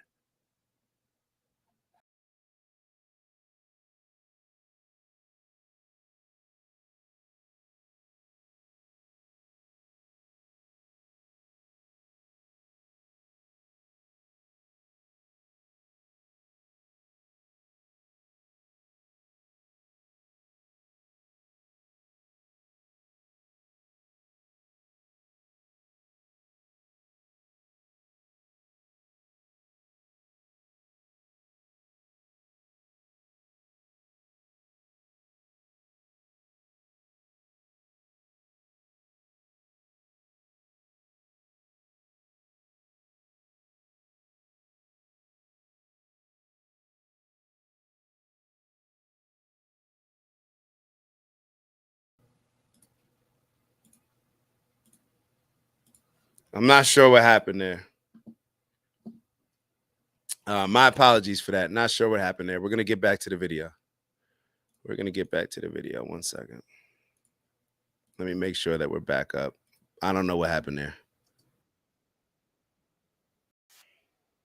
And the police, but again, officer, that a few hours later, I was made aware that Rodney had an incident with a police officer. And yeah, Queez, I agree with you. And let me get to your earlier comment, because Queez says something that I think is pretty important.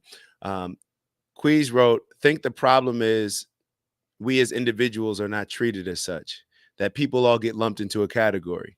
And then Queez wrote, "One bad cop tends to represent all cops. One criminal of a race represents all races in this society's eyes." That's definitely something to consider. And I would agree with that. And I think it's going to get even worse as we become more and more radicalized, especially as, and this may happen. And you know what, Queez, you bring up a great point, because one bad cop tends to represent all cops. Cops got to take that as well. One of the reasons why that's the case is because a lot of times a situation will happen with a cop and cops don't speak out and just say, yo, nah, that cop was wrong doing that. You'll get in trouble speaking out, right? Because they got their code, they got their brotherhood. So then that makes everybody else look at like, okay, since none of y'all others are condoning the behavior, then you must be okay with the behavior. So y'all all getting lumped into that category, right? Is what it is. You got to call a spade a spade. But then on the other side is what I'm trying to talk about with Unc a little bit. I'm not sure if I'm expressing it as good as I can. When we condone certain behavior that's done on our side, right? Or on the people's side, whatever, however you want to look at it. When we don't speak out and don't say anything, hey, I can't judge. I'm holding off. It seems as if we're condoning that behavior. And not only condoning it, there's people that are celebrating Carmelo Anthony as a hero before we know all the information, right? There's people that are celebrating Rodney Hinton, this young man's dad, the one that killed the police officer that actually had nothing to do with his situation, with his son dying or being killed. People talking about he's standing on business. So we can't have it both ways. We can't have it both ways. People got to be willing to hold everybody accountable. And I'm with you, Queez. I'm glad that you brought that up. Let me keep going. Let's keep going. Officer that resulted in the officer's death. But again, we are here because we represent the estate and the police-involved shooting. Rodney Hinton left the meeting with the police chief, and sometime after that is when police say he intentionally drove his vehicle into Deputy Larry Henderson. A probable cause affidavit states a Hamilton County Sheriff's Office deputy was standing on the sidewalk at the corner of the intersection outside of the lanes of travel where he was engaged in traffic control. The deputy was wearing a uniform and a fluorescent traffic vest. Based on witness statements and evidence at the scene, the defendant drove across oncoming lanes of traffic through the intersection and directly at the deputy, who was struck by the vehicle, causing injuries to the deputy. That intersection near the University of Cincinnati's campus has flowers and blue ribbons decorated in memory and in honor of Larry Henderson, a man who was simply working a detail directing traffic for the University of Cincinnati's graduation. He worked at a different agency, the Hamilton County Sheriff's Office, than the police officer who shot Ryan Hinton. Larry Henderson had absolutely nothing to do with what happened to Ryan Hinton. On Monday, Ryan Hinton's family had absolutely nothing to do with it. But keep in mind, this is how warped our country is. This is how warped society is. This is how emotionally triggered we've become as a society because of people like Pierce. Because of people like the extreme radical Democrats and because of people like the extreme radical Republicans. This is how we've gotten here.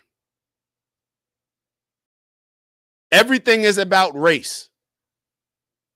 So now we're celebrating, or we're holding now Unc wants to wait until we get all the information. Cool, but would you have done the same if that was a white person that was shot? Or would we have different assumptions? Now, I'm not saying one's right or that's not what I'm asking you. That's not what I'm asking you. But what I'm trying to point out is the fact that we've been so sold on race and so bought into and invested in racial division that now we tend to look at a situation, whether it's Austin Metcalf and Carmelo Anthony, and we're just choosing based on race because we feel like we got to choose a side. The fact that people even think that we have to choose a side is crazy. And then a situation like this, right? He's standing on business, right? He's standing. Would we feel differently if that cop that he ran over was black? Would we feel differently? I don't know. Perhaps we look at the black cops as just the Uncle Toms, or are you playing for the other team? Maybe we look at it like, oh, you're a Trumper, so you're on the other. I don't know. So maybe people would have been okay with it. I'm just asking some questions that are coming up in my mind. Family stood with their lawyers, distancing themselves from what Ryan's father is accused of doing, intentionally murdering Deputy Henderson. We're here because we represent the estate of Ryan. We're not here to talk about the incident that occurred with the police officer. We do offer our condolences to the officer and his family. But we were hired to represent this family to investigate the police-involved shooting of their son, Ryan. This family is very upset about what occurred. We believe that this incident should be investigated. It's not as cut and dry as this officer should have just pulled out his gun and shot at Ryan. It's not that cut and dry. So that's why we're doing the records request. We're going to analyze frame by frame each one of these videos to determine why the officer made that deadly decision to shoot and kill Ryan. So I'm just asking a question because I know that now that Unc brought up certain stuff, that the guns may have been planted or all this stuff. Did the kids steal the car? I don't know. Now that we can't make any, I guess, judgments or have a perspective on it because we don't know anything, right? We only saw the little, I mean, I guess we can, is it safe to assume that the kid did steal the car? If that's safe to assume, then we could just start there. Do you think this family, or do you think that the Black community has enough conversations around why are we committing these behaviors? Why are we committing these crimes? Matter of fact, not even why. Do you think us men, the men that are supposed to be the leaders, Black men, are doing a good enough job of preventing our young boys from getting in these situations, from getting caught up in these temptations, from getting encouraged with perhaps having bad leadership at home or no leadership at home, so therefore that we a lot of young men feel like they want to be a part of something, so they end up linking with people that are the wrong people that are leading them down a bad path? Do we have enough of those conversations? Because I'd rather not address this situation after a young man is killed, after a police officer is killed. I'd rather have the conversation beforehand to address the issue, so therefore we can prevent a lot of these situations from even occurring. That's what I'm asking.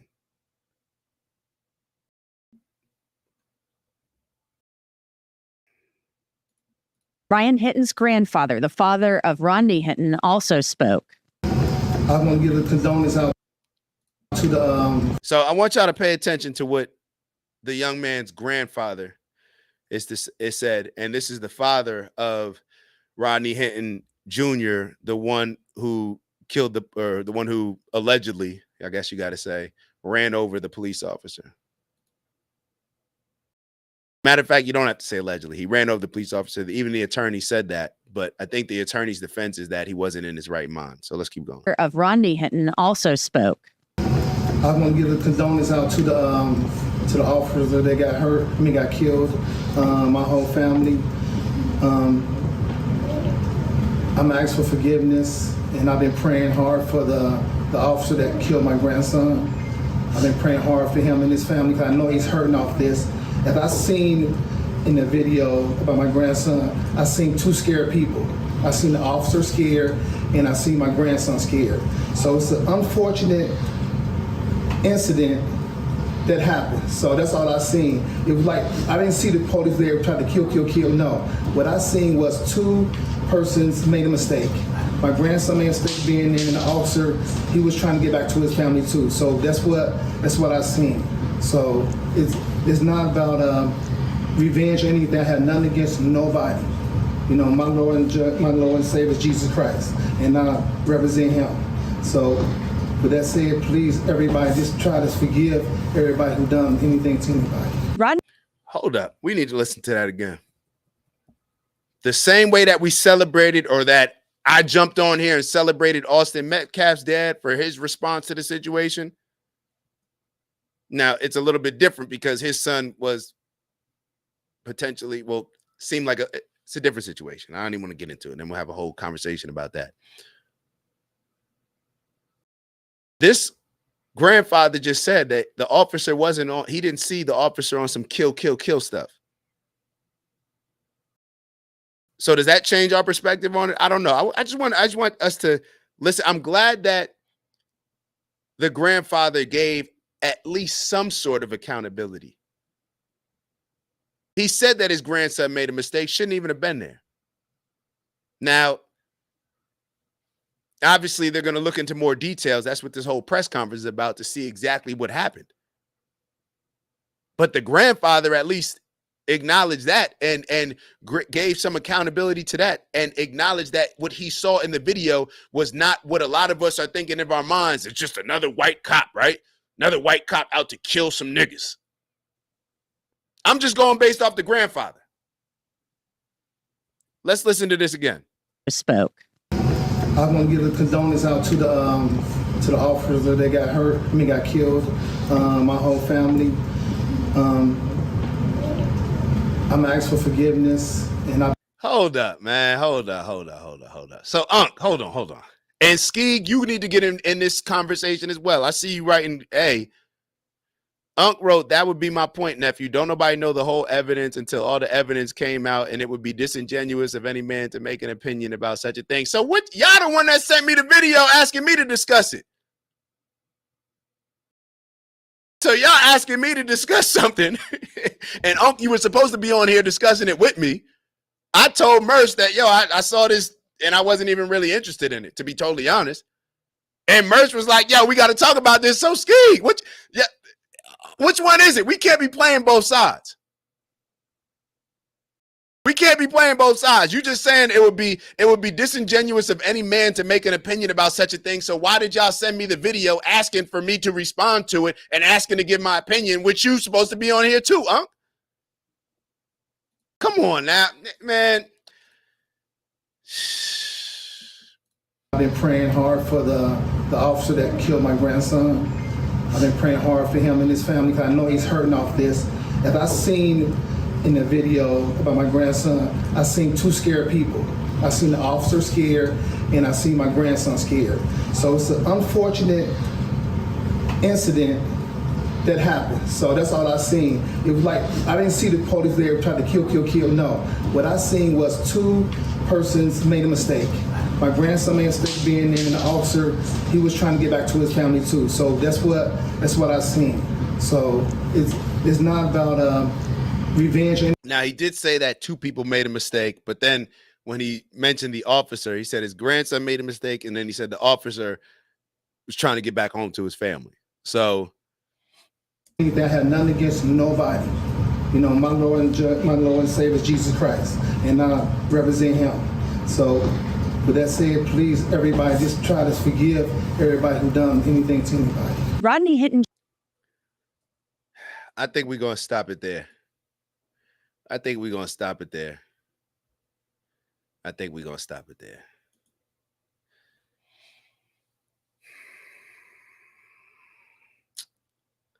I don't know.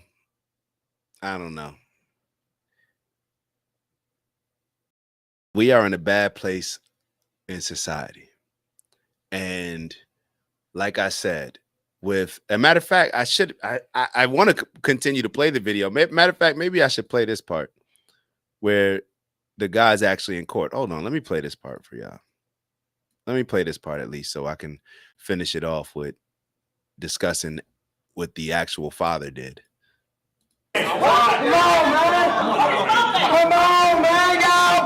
Lawyer asking for bail for him and entering a not guilty plea on his behalf. Judge, I'm going to waive probable cause as a result of being acquainted with the case. I'm waiving probable cause. Thank you so much.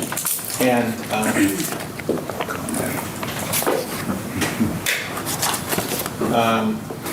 is there a plea this morning? There's a plea of not guilty, Your Honor. Plea of not guilty? Yes. Will you enter a plea of not guilty? And thank you.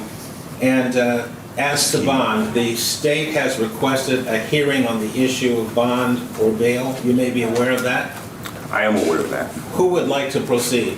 I'm proceeding, Your Honor. Thank you. Meanwhile, a detective testified about what happened that day.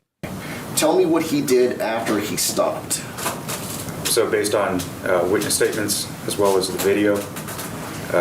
I'm done with this video. I'll be honest. I'm done with this video. I'm done with it. Yo, it's another situation that's going to be used to start this, to fuel this race war that if I wasn't being optimistic, I would say that it's inevitable. People, the powers that be, I don't know who it is, but it seems like there's somebody that benefits. There's a group of people that benefit from black people and white people in America hating each other and focusing on fighting each other while that other group does whatever they do. I don't know who that other group is made up of. Could be some black people, could be some white people, could be some others. I don't know. But somebody is clearly trying to create this race war, and somebody is clearly doing it to distract us from focusing on what otherwise would be a more purposeful path, right? A more purposeful path for humanity. we're focusing more and more on our differences rather than our similarities. More and more on our differences. And it's going to lead us to a place where, because we don't know something about somebody else, we're going to make certain assumptions. And those assumptions are going to become more and more radical, because a lot of the leaders on both sides, the loudest voices, are becoming more and more radical. And as one side represents the other, right? This is what happens. As this side gets more and more loud, the leadership gets more and more louder and radicalized, the other side gets louder and more radicalized. So meanwhile, the people in the middle who don't talk to each other, they feel like they're in more of a bubble. They're going to rock out with the people that are more aligned with their side, or may just look like them. You start to draw. This is the problem with seeing everything through race. So now you got the white people on one side. Well, they're more likely to lean to the white people, and it may be the loudest voices, the most extreme loudest voices, right? And then black people are going to be leaning to the other side, and it'll be the most extreme loudest black voices. So now we have the majority now feeling like they got to pick a side, and they're getting pressured by the small minority that is most radical. And it's all because the people in the middle have been convinced to not speak to each other that are on the perception or on perceived other sides. That is what is happening.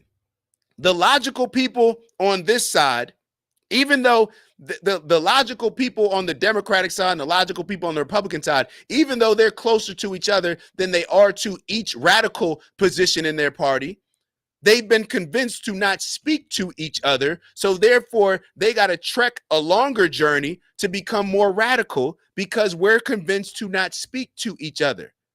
The other side is ops. It's no different than the goofy stuff that goes on in the hood with gangs and stuff. I'm beef. Oh, you from this block? You from 63rd? All right, well, I'm from 64th. We're going to kill each other. That's what ends up happening. That's what ends up happening. And we continue to get fooled into all this. We continue to make excuses when it's somebody on our side. We continue to try to call. We're getting played. We're getting played. And for all those that seem to care about the impoverished community, the working people, it's going to impact the people with the least amount the most. That's what always ends up happening in society. Ah, man. Antonice in the building. Shout out to Antonice. What's up, Ev? Ev in the building too. All right, I got the ladies in here. Man, that part of standing in the middle looking crazy to the extremes. It is draining. It is draining. Man, Ice Cube got a new movie out, like a Nintendo Switch. I didn't even know Ice Cube got a new movie out. Yo, it's almost 10 o'clock. Yo, we're gonna wrap it up. I don't got nothing else for y'all. It's Friday. I'm exhausted, man, and I got a full day of editing that I got to do. All right, let's do this. Let's do our 45 seconds. Y'all know what we set out every week to do on Sunday and Monday to make this our greatest week ever. So use your 45 seconds to hopefully focus on the things that we need to do to bring that goal to fruition. So I'm going to take 45 seconds. You know, you do what you want with yours. You can meditate, you can manifest, you could just be silent, be still. You can get your breath work in. You know, every exhale, we're releasing all the negative energy. Every inhale, we're inhaling the positive. Make sure that you like, and subscribe if you haven't already. We're going to take 45 seconds. I'm going to close my eyes. You can keep yours open, whatever works best for you. And we'll start that now.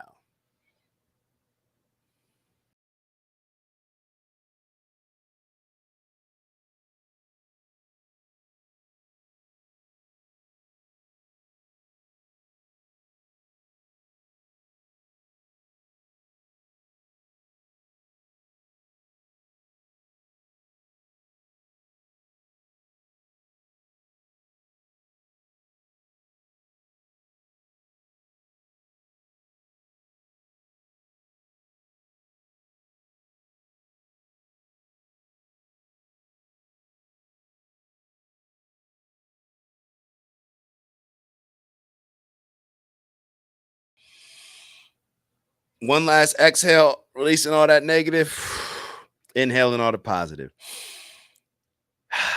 Y'all know what it is. Y'all know what we come here to do. Elevate on purpose, both from an intentional standpoint, raising our standards to become the best leaders we can become and to grow. Woo. and to grow into the people that we need to become in order to accomplish these amazing goals that we set for ourselves. Strength and honor, onward and upward. Get to that bag. That's all the things that you're collecting along the way, throughout the week, throughout the month, throughout the year, that align with your overall purpose, that personal legend that we always speak about as we strive for purposeful abundance. What's in your bag is in your bag. What's in my bag? The things that I focus on: peace, love, happiness, health, wealth, and everything we do. Integrity. And Quee sent the fire emoji, so y'all know what that is. Y'all have an amazing weekend. Love y'all. Appreciate y'all. And thank you. Like, I'm really thankful for all y'all engaging in these conversations. Sometimes I just sit back and think like, yo, they really tuned in, locked in with me to hear me talk my BS for 2 hours. Like, it's appreciated. So love and appreciate all y'all. I don't care whether it's whether we don't see eye to eye. That's the whole point of this. That's what makes this special. Being able to have conversations with people that you don't see eye to eye with, may not have the same perspective, and being able to still grow, have respectful conversations, and build from there. Ebony said, peace, all y'all. Good chi. Good chi. Good chi. Oh yeah, good chi. Yeah, definitely want some good chi. So y'all have an amazing weekend. I'll see y'all soon. Ew.